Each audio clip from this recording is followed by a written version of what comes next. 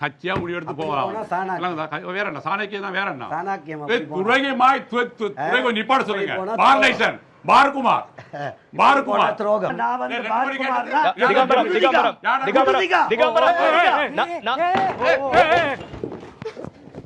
திகம்பரம் அவர்களே,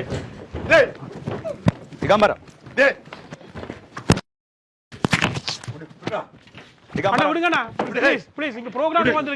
நிகழ்ச்சிக்கு வந்திருக்கிறீங்க.